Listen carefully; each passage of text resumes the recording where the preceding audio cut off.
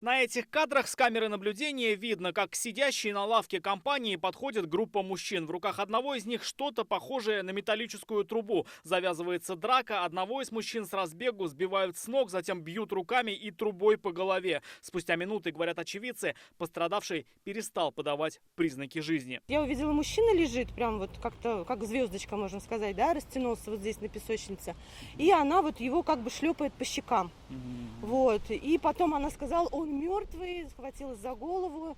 А вот на расстоянии здесь стоял такой, ну, как бы мужчина в возрасте, да, в синей футболке, я обратила, он кричал то, что он друг, и общался вот с какими-то двоими парнями вот на тот момент.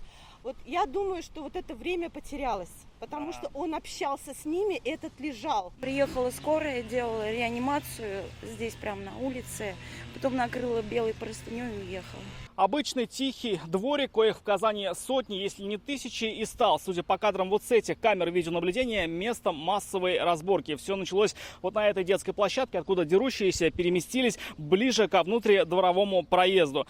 О том, насколько интенсивной была драка, можно судить по примятой вокруг траве. Закончилось же все максимально трагично. Один погиб, другие задержаны. За массовой дракой наблюдали десятки местных жителей. Многие еще не спали, некоторые проснулись от криков. Кто-то уже с вечера слышал о подготовке какой-то встречи. У них как будто здесь встреча уже была, предполагалась встреча.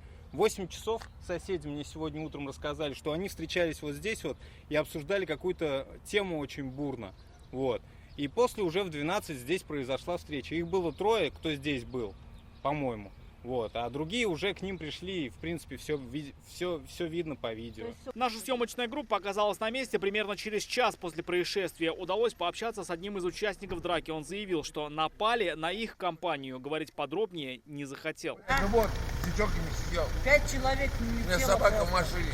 Бери камеру. Днем стало известно, трое участников драки задержаны. Личность погибшего установлена. Ему 29 лет. Предварительно установлено, что из-за внезапно возникших неприязненных отношений между двумя незнакомыми компаниями произошла драка. В ходе конфликта один из участников, молодой человек 1995 года рождения, от полученных травм скончался на месте. Следователи возбудили уголовное дело по статье «Умышленное причинение тяжкого вреда здоровью, повлекшее по неосторожности смерть человека». Проверка показала, мужчина умер после удара по голове тупым предметом. Проводится комплекс необходимых следственных действий, направленных на установление всех обстоятельств произошедшего, а также иных участников преступления. Как говорят очевидцы, после всего произошедшего часть компании, включая девушек, продолжила, как ни в чем не бывало, распивать оставшийся алкоголь. Когда все уже разъехались, это 4 утра, девочки продолжили пить на лавочке. Это не первая массовая драка в этом году. В начале мая, недалеко от Ноксинского спуска, на Дубравной произошел конфликт подростков в медицинских масках. Через 1,5 недели снова массовая драка,